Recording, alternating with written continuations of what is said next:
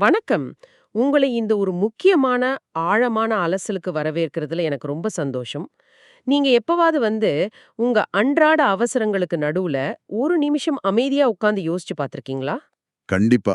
பலருக்கும் இந்த கேள்வி வந்திருக்கும். அதாவது இந்த சடங்குகள பத்தி. ஆமா, இத்தன மத சடங்குகள் பண்றோம், மணிக்கணக்கா தியானம் செய்றோம், அப்புறம் தேடி தேடி புனித யாத்திரைகள் எல்லாம் போறோம். இதெல்லாம் உண்மையிலே நமக்கு பலன் தருதா? பல நேரங்கள்ல பாத்தீங்கன்னா, ஆன்மீகம் அப்படிங்கிறது நமக்கு சம்பந்தமே இல்லாத ஏதோ மலை உச்சியில நடக்கிற ஒரு விஷயம் மாதிரி தோணும். இல்லன்னா ரொம்ப கஷ்டமான ஒரு பயிற்சி மாதிரி கூட நமக்கு ஃபீல் ஆகும். கரெக்ட். ஆனா இன்னைக்கு நம்ம தேடருக்கான மூல ஆவணம், அதாவது ஜீவகாருண்ய ஒழுக்கமே கடவுள் வழிபாடு அப்படிங்கிற இந்த கட்டுரை, இதுக்கு ஒரு அதிரடியான, அதே சமயம் ரொம்ப எளிமையான ஒரு பதில சொல்லுது. உண்மைதான். இந்த ஆவணத்த நாம வெறும் ஒரு ஆன்மீக புத்தகம்னு மட்டும் சுருக்கிட முடியாது. நிச்சயமா. இது மனித உளவியலையும் இயற்கையோட வடிவமைப்பையும் இணைக்கிற ஒரு மிகப்பெரிய தத்துவ சுரங்கம்னு சொல்லலாம். ஒரு சமூகமா நாம எதற்கு முன்னுரிமை கொடுக்கறோம் அப்படிங்கிற கேள்விய இது ரொம்ப தீவிரமா எழுப்புது. அதாவது மனித பிறவியோட உண்மையான நோக்கம் என்ன? எந்த ஒரு கடினமான யோகமும் தவமும் செய்யாம நம்ம டெய்லி செய்யற ஒரு சாதாரண செயல் மூலமா எப்படி கடவுளோட அருளை முழுமையா பெற முடியும் அப்படிங்கறத அலசுறது தான் நம்ம இன்றைய பிரதான நோக்கம். இத முழுமையா கேட்ட பிறகு கண்டிப்பா நம்ம சுத்தி இருக்கிற மனிதர்களை நீங்க பார்க்கிற விதமே மாறிடும். சரி, இத நாம கொஞ்சம் விரிதாவே பாப்போம். இந்த கட்டுரை எடுத்த உடனேயே ஒரு மிகப்பெரிய தத்துவ கேள்வியே கேக்குது. அந்த ஆன்மா லாபம் பத்தின கேள்விதானே? ஆமா, மனித பிறவியோட மிகப்பெரிய லாபம், அதாவது ஆன்ம லாபம்னா என்ன? எந்தவித தடையும் இல்லாம எக்காலத்தும் அழியாத கடவுளோட இன்பத்தை பெறுறது தான் அந்த லாபம்னு அது தொடங்குது. சரி, அந்த இன்பத்தை எப்படி பெறுறது? அதுக்கு அருள் அப்படிங்கிற ஒன்னால மட்டுமே சாத்தியம்னு ஆசிரியர் ரொம்ப ஆணித்தரமா சொல்றாரு. இத நாம எப்படி புரிஞ்சுக்கிறது? அந்த அருளை பெற பல வழிகள் இருக்குன்னு நீங்க நினைக்கலாம். ஆனா இந்த ஆவணம் மிக திட்டவட்டமா ஒரு விஷயத்தை பதிவு செய்யுது. அருளை பெற உலகத்துல இருக்கிற ஒரே ஒரு வழி ஜீவகாருண்யம் மட்டும்தான். அதாவது உயிர்களிடத்துல இரக்கம் காட்டுறது. சரியா சொன்னீங்க. இரக்கத்தால மட்டுமே அருளை பெற முடியும்னு அவர் ஒரு கணித சமன்பாடு மாதிரி விளக்குறாரு. அது எப்படி ஒரு சமன்பாடாகும்? பாத்தீங்கன்னா, அருள் அப்படிங்கிறது கடவுளோட தயவு. ஜீவகாருண்யம் அப்படிங்கிறது நமது தயவு. தயவை கொண்டுதான் தயவை பெற முடியும். வெளிச்சத்தை கொண்டுதான் வெளிச்சத்தை பெற முடியும். இதுதான் அவர் முன்வைக்கிற அடிப்படை விதி. வாவ்! இது ரொம்ப ஆழமான ஒரு கருத்து. இத விளக்குறதுக்கு இந்த கட்டுரையில ஒரு அற்புதமான உதாரணம் சொல்லப்பட்டிருக்கு. அது என்ன நிஜமாவே பிரமிக்க வச்சது. அந்த வீட்டின் உதாரணம் தானே? எக்ஸாக்ட்லி. நீங்க இத கொஞ்சம் கற்பனை செஞ்சு பாருங்க. நமது உடல் அப்படிங்கிறது என்ன? ஆசிரியர் அது ஒரு வீட்டுக்கு ஒப்பிடுறாரு. அதாவது அது செம்மண்ணால கட்டின வீடாகவும் இருக்கலாம், இல்ல பளிங்கு கல்லால செஞ்ச வீடாகவும் இருக்கலாம். ஆமா. இப்போ ஒரு வீட்டுக்குள்ள குடியிருக்கிறவரு ரொம்ப சந்தோஷமாவோ, இல்ல தாங்க முடியாத துக்கத்திலயோ இருக்காருன்னு வைங்க. அது அந்த வீட்டுக்கு தெரியுமா? கண்டிப்பா தெரியாது. செம்மண் சுவருக்கு எப்படி சந்தோஷமோ துக்கமோ ஃபீல் ஆகும்? இல்லதானே. அது போலதான் பசியோ தாகமோ இந்த உடலுக்கோ மனசுக்கோ ஏற்படுறதே இல்ல. உள்ள குடியிருக்கிற ஆன்மாவுக்கு தான் அந்த வலியும் வேதனையும் ஏற்படுதுன்னு அவர் சொல்றாரு. நம்ம மனசும் கண்களும் வெறும் கண்ணாடிகள் மட்டும்தாங்கிற அந்த பார்வை ரொம்ப வித்தியாசமா இருக்கு. உண்மைதான். நம்ம துன்பப்படுற ஒருத்தரை பார்க்கும்போது கண்கள் கண்ணீர் விடுதுன்னு சொல்றது வழக்கம். ஆனா கண்ணாடிக்கு கண்ணீர் வருமா? வராது. அந்த உபகரணத்தின் வழியா உள்ளே இருக்கிற ஆன்மா தான் கண்ணீர் விடுது. சரியா சொன்னீங்க. பளிங்கு வீட்டுக்குள்ள இருக்கிற ஒரு மனுஷனோட சோர்வு எப்படி அந்த பளிங்கு சுவர் வழியா வெளிய பாக்குற நமக்கு தெரியுதோ, அது போலதான் ஆன்மாவோட வலி உடல் வழியா பிரதிபலிக்குது. இத கேக்குற நீங்க மனசுல கொஞ்சம் ஆழமா பதிய வச்சுக்கோங்க. ஆமா. அடுத்த முறை நீங்க வேலைக்கு போற வழியிலயோ இல்ல வீதியிலயோ ஒரு நபர் பசியால துடிக்கிறத பாக்கும்போது, அவரோட அழுக்கான உடலையோ கிழிந்த உடையோ மட்டும் பார்க்காதீங்க. எக்ஸாக்ட்லி, ஒரு பளிங்கு வீட்டுக்குள்ள இருட்டறையில பசியால துடிச்சிட்டு இருக்கிற மற்றொரு ஆன்மாவை பாருங்கன்னு ஆசிரியர் ரொம்ப உணர்வு பூர்வமா பேசுறாரு. அவர்கள் வேறு யாரும் இல்ல, நமக்கான அதே மூலத்திலிருந்து வந்த நம்ம சகோதரர்கள் தான் அப்படிங்கிற வாதம் ரொம்பவே சிந்திக்க வைக்குது. ஆனா இப்போ இது ஒரு முக்கியமான கேள்வியை எழுப்புது இல்லையா? ஆமா, அந்த ஏற்றத்தாழ்வு பத்தின கேள்வி. கரெக்ட். எல்லா உயிர்களும் ஒரே மூலத்துல இருந்து வந்த சகோதரர்கள்னா, ஏன் சில உயிர்கள் மட்டும் பசியாலையும் நோயாலையும் ரொம்ப கொடூரமா கஷ்டப்படுறாங்க? இந்த ஏற்றத்தாழ்வை கட்டுரை எப்படி எதிர்கொள்ளுதுங்கிறது ரொம்ப முக்கியமானது. இதுக்கு அந்த வாடகை வீடு உதாரணத்தை ஆவணம் சொல்லுது. அது கொஞ்சம் டீட்டெயிலா சொல்ல முடியுமா? அதாவது ஒரு வாடகை வீட்ல குடியிருக்கிற ஒருத்தன் அந்த வீட்டு உரிமையாளரோட கட்டளைப்படி நடக்காம தப்பான ஆட்களோட சேர்ந்து கெட்ட காரியங்களை செய்யறான்னு வச்சுப்போம். ஓகே. அவன் அந்த வீட்டை காலி செஞ்சுட்டு வேற ஒரு புது வாடகை வீட்டுக்கு மாறினாலும் அவனோட பழைய கெட்ட நண்பர்கள் அவனை தேடி அங்கேயும் வந்து தொல்லை கொடுப்பாங்க இல்லையா? கண்டிப்பா வருவாங்களே. அது போலத்தான் முற்பிறவியில ஜீவகாருண்யம் இல்லாம இரக்கம் இல்லாம செஞ்ச பாவத்தோட விளைவுகள் இந்த பிறவியில வேற ஒரு புது உடலை எடுத்தாலும் தொடர்ந்து வந்து துன்புறுத்துது. ஓஹோ, அதுதான் பசியாகவும் நோயாகவும் மாறி அவங்கள வதைக்குதுன்னு சொல்றாரு. ஆமா, ஆனா இங்கதான் ஆசிரியர் ஒரு சுவாரஸ்யமான தத்துவ சிக்கலை தீர்க்க முயற்சி பண்றாரு. அது என்ன சிக்கல்? நீங்க இப்போ கேட்ட இந்த வாடகை வீடு வாடத்தை வச்சு பார்த்தா ஒரு முரண்பாடு தோணும். முற்பிறவி பாவத்துக்காக கடவுள் ஒருத்தரை தண்டிச்சு பசியில வாட செய்யறாருன்னா, நாம அந்த நபருக்கு சாப்பாடு கொடுத்து உதவுறது கடவுளோட சட்டத்தை மீறதா ஆகாதா? எக்ஸாக்ட்லி, கடவுள் கொடுத்த தண்டனைய நாம இடையில புகுந்து தடுக்கிற மாதிரி தானே அர்த்தம்னு ஒரு லாஜிக்கலான கேள்வி வரும். ஆமா, இது ஒரு பெரிய கேள்விதான். இதுக்கு கட்டுரை என்ன பதில் சொல்லுது? இதுக்கு அந்த அரசனின் தண்டனை உதாரணம் ரொம்ப கூர்மையா பதில் சொல்லுது. ஆமா, அந்த உதாரணம் ரொம்ப சிறப்பானது. நான் அத சொல்றேன் கேளுங்க. ஒரு அரசன் இருக்கான். அவனோட கட்டளைய மீறிய ஒரு குற்றவாளிய வேலையிலிருந்து தூக்கி சாப்பாடு இல்லாம வீதியில அலையும்படி தண்டனை கொடுக்கறான். சரி. அந்த நபர் பசியால துடிச்சிட்டு வீதியில கடக்குறாரு. அப்ப அந்த வழியா போற ஒரு சாதாரண பொதுஜனம் அந்த நபரோட பசி துயரத்தை பார்த்து அவனோட குற்றத்தெல்லாம் யோசிக்காம இரக்கப்பட்டு சாப்பாடு கொடுக்கறான். இது அரசன் கேள்விப்படுறான். இப்போ அரசன் கோவப்படுவானா? லான்னு கண்டிப்பா கேட்க மாட்டான். மாறாக, என் நாட்டுல இவ்ளோ இரக்கமுள்ள ஒரு குடிமகன் இருக்கானே அப்படின்னு பெருமைப்பட்டு அவனுக்கு பரிசுகள் தந்து பாராட்டுவான். இது ஒரு அற்புதமான ஒப்பீடு. இந்த கட்டுரையோட ஆசிரியர் இத நேரா கடவுளுக்கே பொறுத்துறாரு. ஆமா, முற்பிறவி பாவத்தால ஒரு ஆன்மா பசியால வாடினாலும் அந்த துயரத்தை பார்த்து பசித்தோருக்கு உணவளிப்பவர் மீது கடவுள் பெருமகிழ்ச்சி கொள்றாரு. இவ்வளவு இரக்கமுள்ள மனிதர்களுக்கு மேன்மேலும் நன்மைகளை வழங்கணும்னு கடவுள் நினைப்பாரு. அதனால பசியை ஆற்றுறது கடவுளோட சட்டத்தை மீறதில்ல. அதுதான் கடவுளோட சட்டத்திலேயே மிக உயர்ந்த சட்டங்கிற முடிவுக்கு வர்றாரு. இங்கதான் விஷயம் இன்னும் நுட்பமாகுது பாருங்க. இந்த ஆவணம் ஜீவகாருண்யத்தை 2 வகையா பிரிக்குது. ஆமா, அபரஜீவ காருண்யம் மற்றும் பரஜீவ காருண்யம். நேர்மையா சொல்லணும்னா இந்த வார்த்தைகள் கொஞ்சம் கஷ்டமாதான் இருக்கு. ஆனா இதோட விளக்கம் ரொம்ப எளிமையானது. தாகம், நோய், பயம், வறுமை இதையெல்லாம் நீக்கிறது அபரஜீவ காருண்யம். அப்போ இது 2ஆம் பட்சம்னு சொல்றீங்களா? ஆமா, இது உலக இன்பத்தை மட்டும் தரும் 2ஆம் பட்சமான ஒரு செயல்.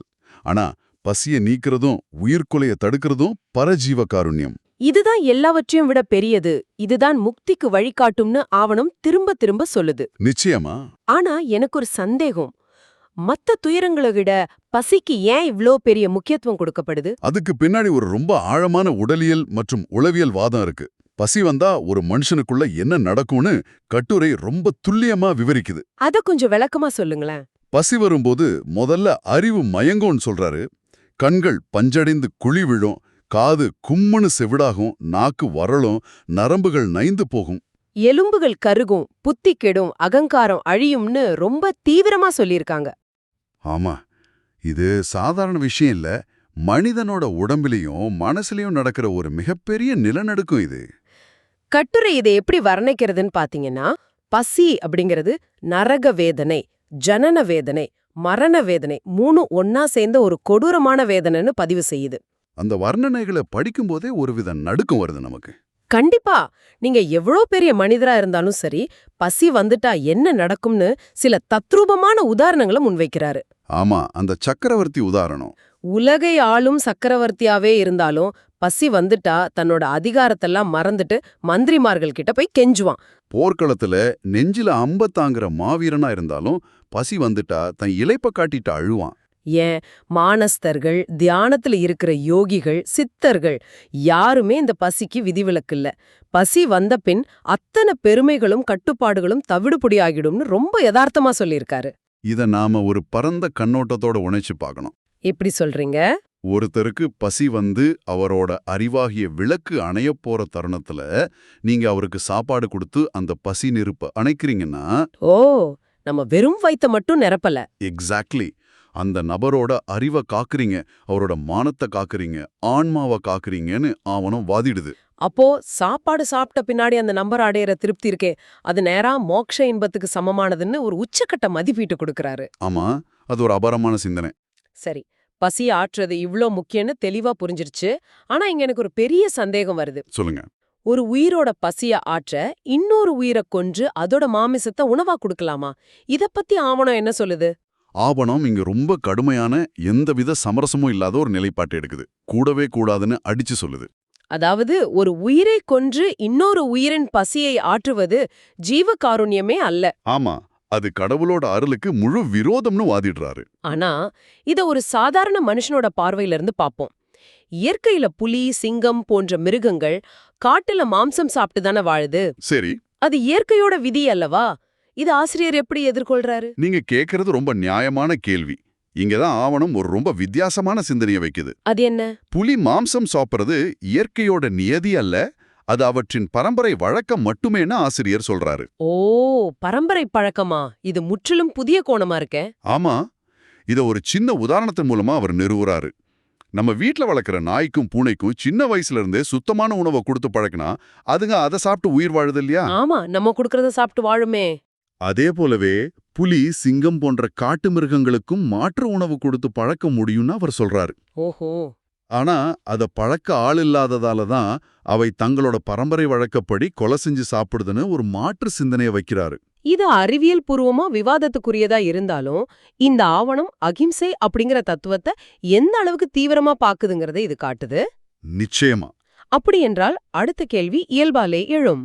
மிருகங்களை கொல்றது தவறுனா நாம சாப்பிடுற தாவரங்களை சாப்பிடுறதும் வன்முறைதானே?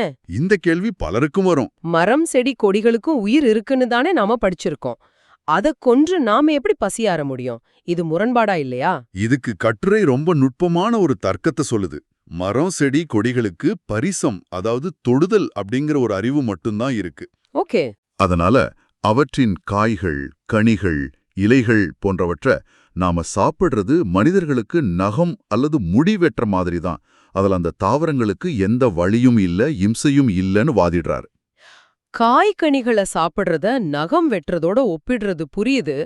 ஆனா விதைகளை சாப்பிடுறது, ஒரு விதைங்கிறது ஒரு புது உயிரோட தொடக்கம் தானே? இது ரொம்ப கூர்மையான கேள்வி.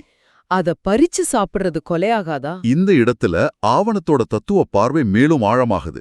விதைகள் அப்படிங்கிறது வெறும் உயிரற்ற சடப்பொருட்கள் மட்டுமேன்னு ஆசிரியர் விளக்குறார். அப்படியா? ஆமா, விதைகளை நிலத்துல தூவி அதுக்கு நீர் விடும்போது மட்டுமே அந்த நீரின் வழியா ஆன்மா வந்து அந்த விதையில சேருதுன்னு கட்டுரை வாதிடுது. ஓ, அதனால முளைக்காத விதைகளை நாம சாப்பிடுறது கொலையாகாதுன்னு தெளிவா பிரிக்கிறாரு. அதே சமயம் நிலத்துல விதைக்கப்பட்டு முளைவிட்ட முளைகளை பிடுங்கிறது தவறுன்னு சுட்டிக்காட்டுறார். எந்த செயலால ஒரு உயிருக்கு வலி ஏற்படும்னு எவ்வளவு நுட்பமா பகுப்பாய்வு செஞ்சிருக்காரு பாருங்க. அப்படி என்றால் இதற்கெல்லாம் என்ன அர்த்தம்? நாம செய்யற மத்த வழிபாடுகளுக்கெல்லாம் மதிப்பே இல்லையா? எப்படிப்பட்ட வழிபாடுகள்? இப்போ பலர் புண்ணிய நதிகள்ல போய் குளிக்கிறாங்க, காடுகள்ல பல வருஷம் தவம் செய்றாங்க, பல லட்சங்கள் செலவழிச்சு யாகங்கள், பூஜைகள்லாம் செய்றாங்களே, இத பத்தி ஆவணம் என்ன நினைக்குது? ஆவணம் அதை ரொம்ப கடுமையா விமர்சிக்குது.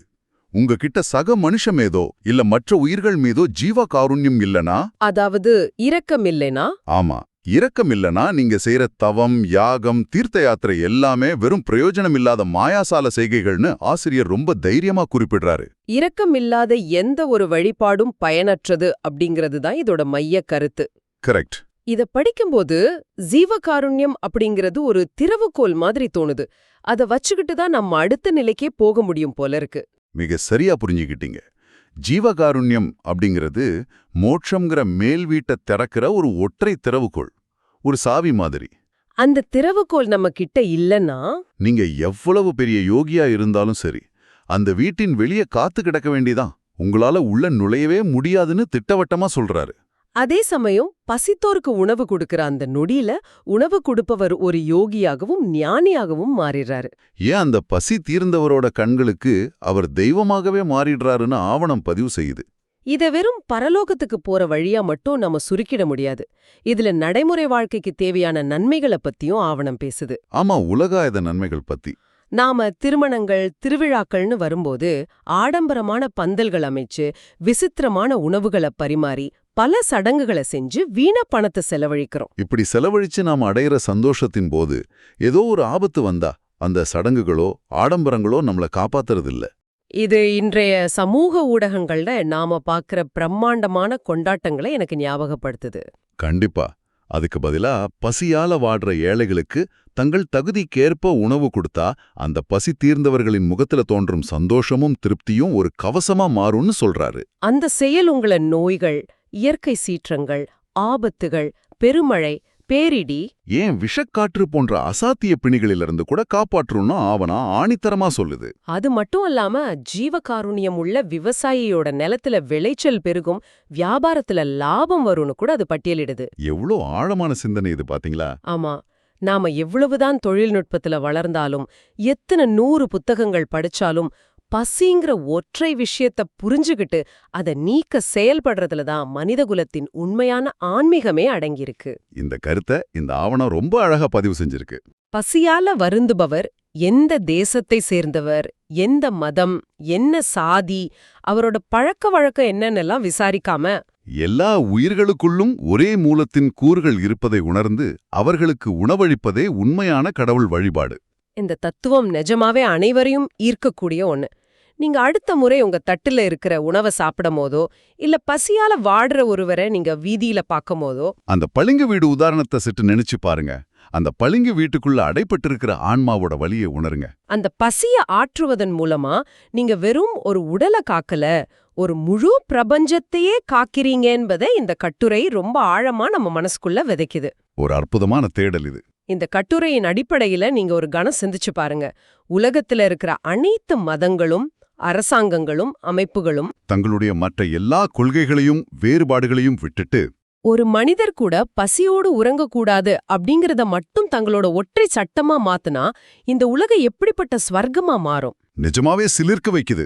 ஒருவேளை அதுதான் மனித குலத்தோட பரிணாம வளர்ச்சியின் உச்சகட்டமா இருக்குமோ? நீங்க என்ன நினைக்கிறீங்க? யோசிச்சு பாருங்க. உங்களுக்கான பிரத்யேகமான அடுத்த தேடல சந்திப்போம்.